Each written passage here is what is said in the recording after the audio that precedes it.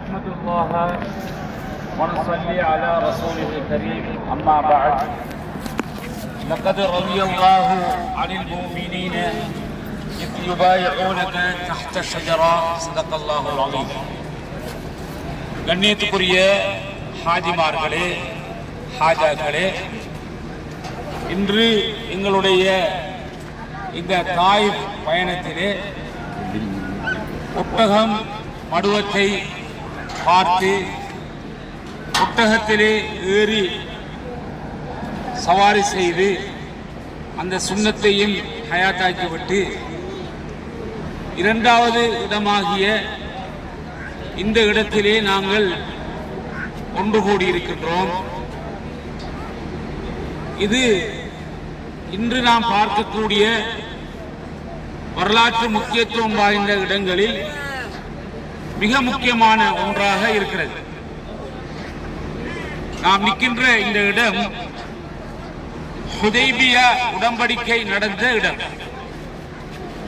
ஹுதைபியா உடன்படிக்கை நடந்த இடத்திலே உங்களுடைய கால்கள் பட்டுக் கொண்டிருக்கிறது. ஹுதைபியா உடன்படிக்கை என்பது ரசூலுல்லாஹி ஸல்லல்லாஹு அலைஹி வஸல்லம் அவர்கள் மக்காவிலே இருந்து ஹிஜ்ரத் பயணத்தை மேற்கொண்டு மதீனாவிலே அவர்கள் தன்னுடைய சகல விதமான பழங்களையும் அமைத்து 6 வருடங்களுக்கு பின்பு நபி அவர்கள் ஒரு கனவு காணுகிறார்கள். இந்த வரலாறுகள் எங்களுக்கு தெரிய வேண்டும். நபி அவர்கள் கனவு காணுகிறார்கள், உம்ரா செய்வதாக ஒரு கனவு காணுகிறார்கள். நபி அவர்களுடைய பழக்கம் இருந்தது, சுபஹுடைய தொழுகை தொழுதுவிட்டு சஹாபாக்களோடு பேசிக் கொண்டிருப்பார்கள். சஹாபாக்களிடத்திலே கேட்பார்கள், நீங்கள் ஏதேனும் கனவு கண்டிருக்கிறீர்களா என. சஹாபாக்கள் கனவு கண்டால் நபி அவர்கள் அதற்குரிய தஅபீர், நீங்கள் கண்ட கனவு இப்படித்தான் இருக்கும் என்ற ஒரு நல்ல செய்தியை சொல்வார்கள். நல்ல கனவுகள் கண்டால் அதை நல்லவர்களிடத்திலே கேட்டு அறிந்து கொள்ள வேண்டும். கெட்ட கனவுகள் கண்டால் அஊது பில்லாஹி மினஷ் ஷைத்தானிர் ரஜீம் என்று அதை யாரிடம் சொல்லக்கூடாது. இந்த அடிப்படையில் நபி அவர்கள் சஹாபாக்களிடத்திலே கேட்கிறார்கள், ஏதேனும் கனவு கண்டீர்களா என்று. சஹாபாக்கள் இல்லை யா ரசூலல்லாஹ் என்று சொல்ல, நபி அவர்கள் தன்னுடைய நபி மஸ்ஜிது நபவியிலே பள்ளிவாசலிலே சுபஹுடைய தொழுகையை தொழுதுவிட்டு சொன்னார்கள், நான் ஒரு கனவு கண்டேன். இங்குள்ள மக்கள் எங்களுடைய தாய் நாட்டுக்கு சென்று மக்காவுக்கு சென்று உம்ரா செய்வதாக நான் கனவு கண்டேன் என்று சொன்னார்கள். சஹாபாக்களுக்கெல்லாம் சந்தோஷம். என்ன சந்தோஷம்? ஊரை விட்டு போய் 6 வருஷம் ஊரை பற்றி வாராக்கள்கிட்ட கேட்டுக்கொள்றது, மக்காவில மழையா, மக்காவில வெயிலா, மக்காவுடைய நிலைமைகள் எப்படி இருக்கிறது என்று விசாரிப்பார்கள் மதீனாவிலே உள்ள மக்கள்.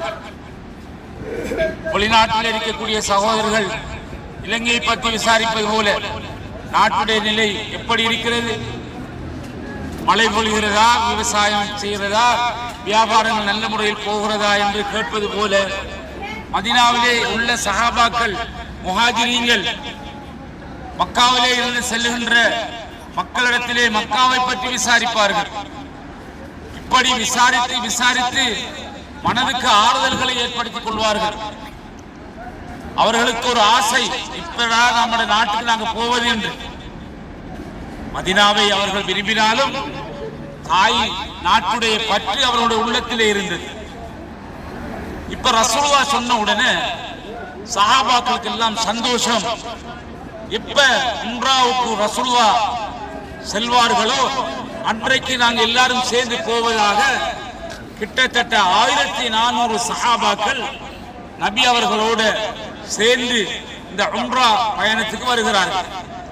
துல்காதா மாதம், அரபியில் துல்காதா மாதத்திலே மதீனாவிலே இருந்து நபி அவர்கள் சஹாபாக்களோடு 1400க்கும் மேற்பட்ட சஹாபாக்களோடு இஹ்ராம் அணிந்து துல்ஹுலைஃபா என்று சொல்லுகின்ற அந்த எல்லையில் நியத்து வைத்து சஹாபாக்களோடு வருகிறார்கள்.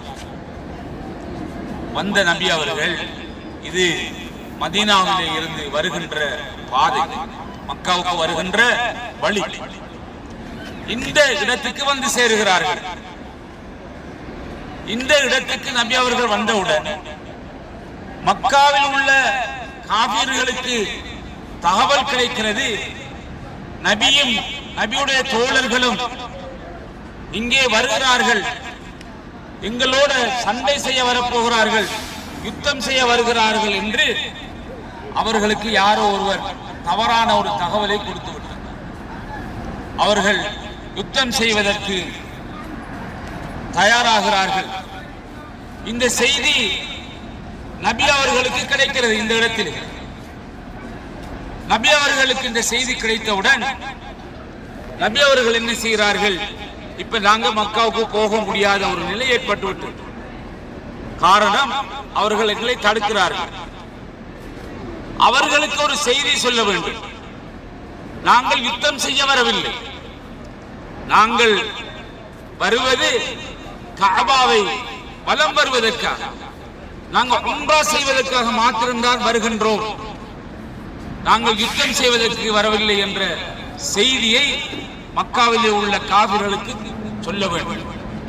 இதை சொல்வதற்கு சஹாபாக்களை கூப்பிட்டு இந்த செய்தியை சொல்றதுக்கு பொருத்தமான ஆள் யாராக இருக்க முடியும்? அதிகமான சஹாபாக்கள் சொன்னாங்க, உமர் வீரன் ரலியல்லாஹு அன்ஹு, எப்படி என்ன நடந்தாலும் சமாளித்துக் கொள்வார், தைரியசாலி. யார சொல்லலாம், உமர் அனுப்பவும் வேண்டாம்.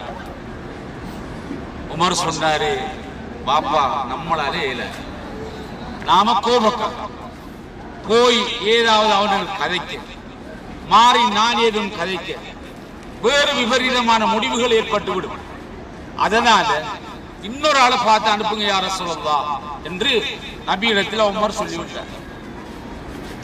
சஹாபாக்கள் சொன்னாங்க, சரி உமரை விட்டா உஸ்மான் இப்னு அஃபான் ரலியல்லாஹு அன்ஹு அவர்கள் பொருத்தமானவர், அவர்களோடு பேசக்கூடிய பலம் அவரிடத்திலே இருக்கிறது, அவர்களும் உஸ்மானை நேசிக்கக்கூடியவர்கள்.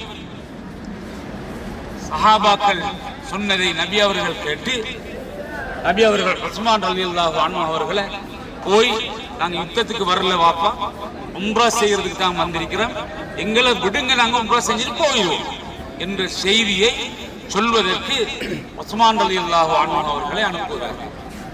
உஸ்மான் ரலியல்லாஹு அன்ஹு அவர்கள் மக்காவுக்கு போனவர், செய்தியை சொல்ல போனவரை திரும்ப நபிக்கு செய்தி வருகிறது, உஸ்மானை கொண்டு போட்டாங்க, மக்காவில் உள்ளாக்கள் உஸ்மானை கொலை செஞ்சு போட்டாங்க என்ற செய்தி நபிக்கு கிடைக்கிறது. செய்திகள் எல்லாம் தவறான செய்திகள், உறுதிப்படுத்தப்படாத செய்திகள். நபி அவங்க என்ன செய்யறாங்க, அந்த காலத்தில் ஒரு பழக்கம் இருந்துச்சு, தூதுவர்களை கொலை செய்யக்கூடாது, தூதுவர்களாக செல்லுகின்றவர்கள் பாதுகாக்கப்பட வேண்டும், தூதுவராக செல்லுகின்றவர்கள் பாதுகாக்கப்பட வேண்டும். இந்த செயலை நபி அவர்களுக்கு கிடைத்தவுடன் நபி அவர்கள் சஹாபாக்களை எல்லாம் அழைத்து இந்த இடத்திலே கூடாரம் அளித்திருந்தார்கள். நபி அவர்கள் இந்த இடத்திலே ஒரு மரம் இருந்தது, அழகான ஒரு மரம், நிழல் கொடுக்கக்கூடிய பெரிய ஒரு மரம். அந்த மரத்துக்கு கீழே சஹாபாக்கள் எல்லாரையும் கூப்பிட்டு உஸ்மானை கொண்டு போட்டானுங்கள் தாக்கள், நாங்க என்ன செய்யலாம் என்று ஆலோசனை கேட்டார்கள். சஹாபாக்கள் என்ன குறைஞ்சாங்களா, கோழைகளா? இல்லை, நபியிடத்திலே சொன்னார்கள், அல்லாஹ்வின் தூதர் அவர்களே, அபூபக்கர் பேசுகிறார் ரலியல்லாஹு அன்ஹு, உஸ்மான் கொலை செய்யப்பட்டால் அந்த கொலைக்கு கொலை நாங்கள் செய்ய தயார், யுத்தம் செய்வதற்கு நாங்கள் தயார். நீங்கள் எந்த முடிவை நீங்கள் எடுத்தாலும் பரவாயில்லை, நாங்கள் அதற்காக தயாராக இருக்கிறோம். நீங்கள் யுத்தம் செய்ய வேண்டும் என்றால் நாங்கள் உங்களோடு பைஅத் செய்து கொள்கின்றோம், உடன்படிக்கை செய்து கொள்கின்றோம் என்று அபூபக்கர் அவர்கள் பேசினார். சஹாபாக்கள் எல்லாரும் சொன்னார்கள், யா ரசூலல்லாஹ், அபூபக்கர் சொன்னது போல நாங்கள் யுத்தம் செய்வதற்கு தயார். நபி அவர்கள் என்ன செய்கிறார்கள்? எல்லா சஹாபாக்களை கூப்பிட்டு கையை பிடித்து பைஅத் உடன்படிக்கை செய்கிறார்கள்.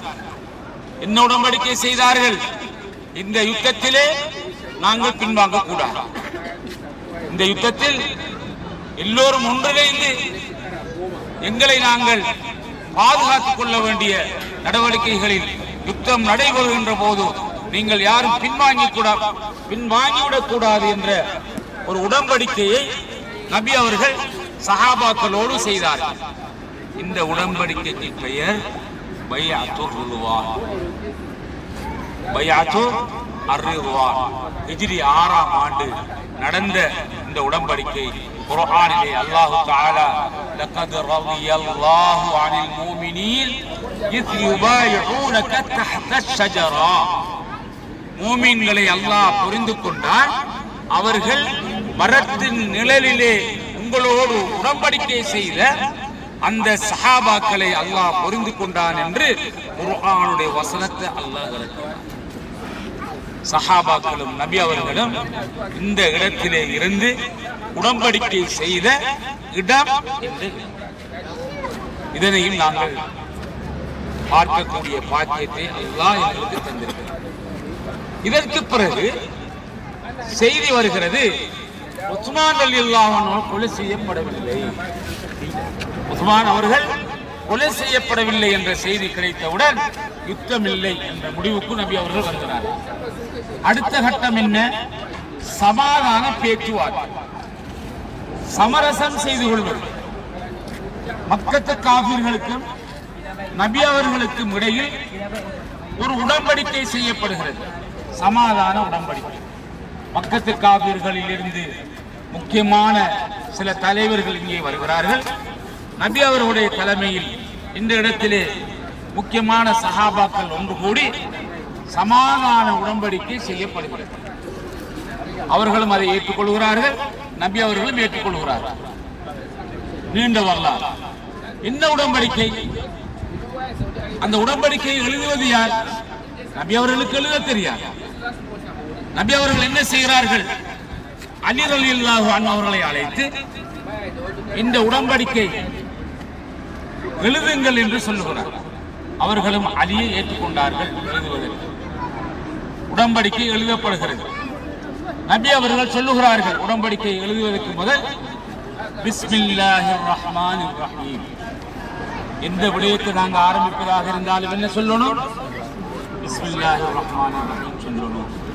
எந்த விடயம் பிஸ்மி சொல்லாமல் ஆரம்பிக்கப்படுகிறதோ அதில் அல்லாஹ்வுடைய பரக்கத் கிடையாது.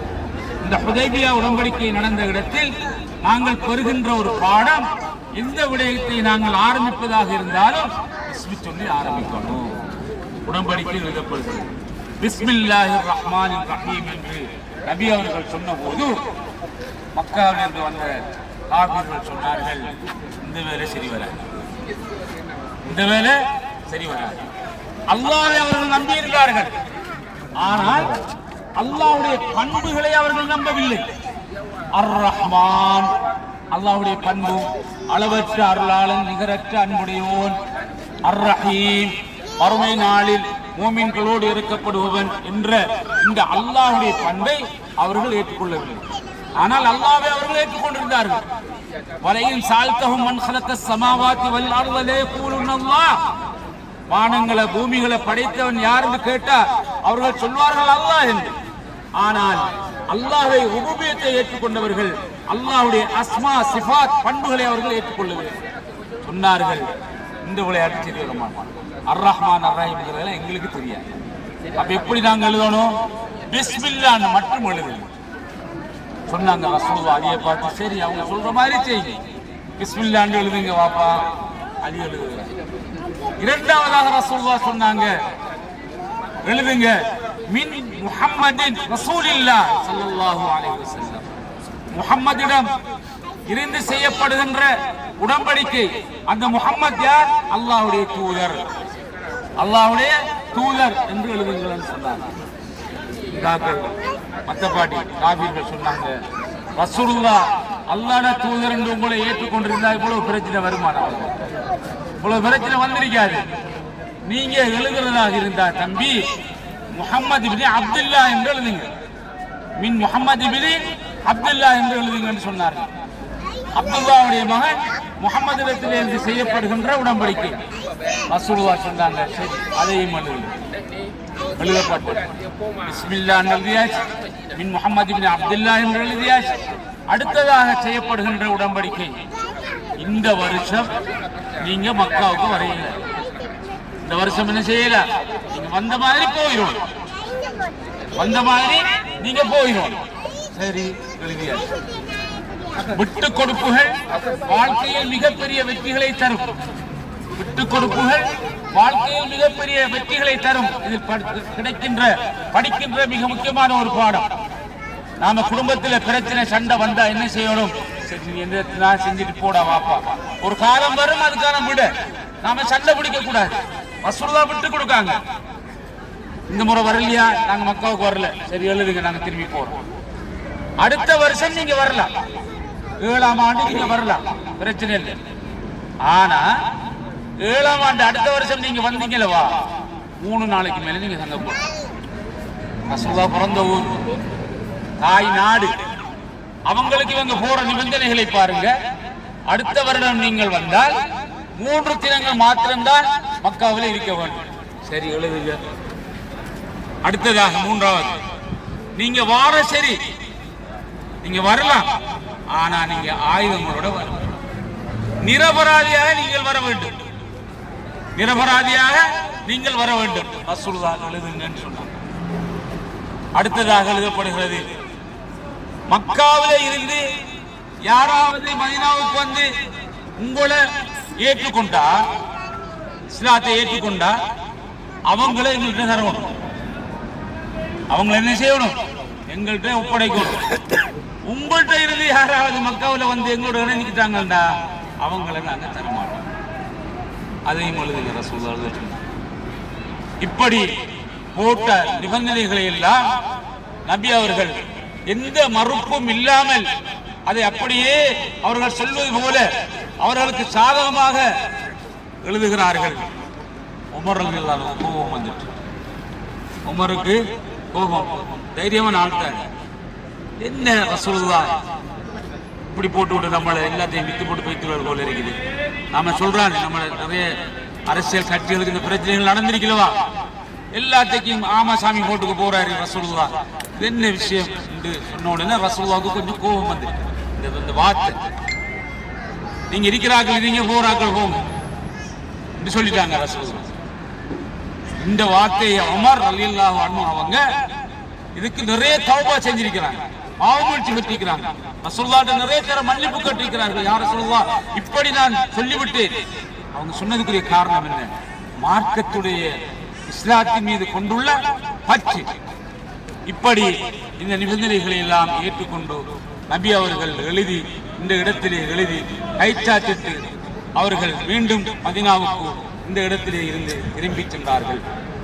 அந்த உடன்படிக்கை நடந்த இடத்தை நாங்கள் இன்று பார்வையிட்டிருக்கிறோம்.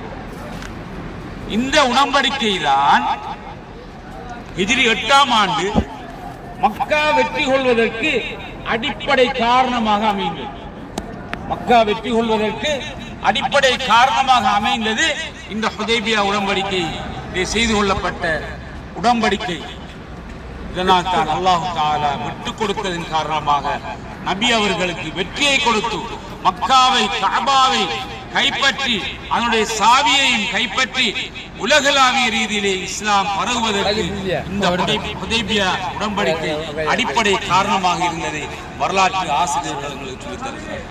எனவே ஹாஜிமார்களே, ஹாஜாக்களே, ஹிஜ்ரி 6ஆம் ஆண்டு நடந்த இந்த ஹுதைபியா உடன்படிக்கை நடந்து முடிந்ததற்கு பிறகு உமர் ரலியல்லாஹு அன்ஹுடைய காலத்தில் இந்த இடத்திலே நபி அவர்கள் அமர்ந்து செய்த அந்த உடன்படிக்கை, அந்த மரம் அப்படியே உமருடைய ஆட்சி காலம் வரை இருந்தது.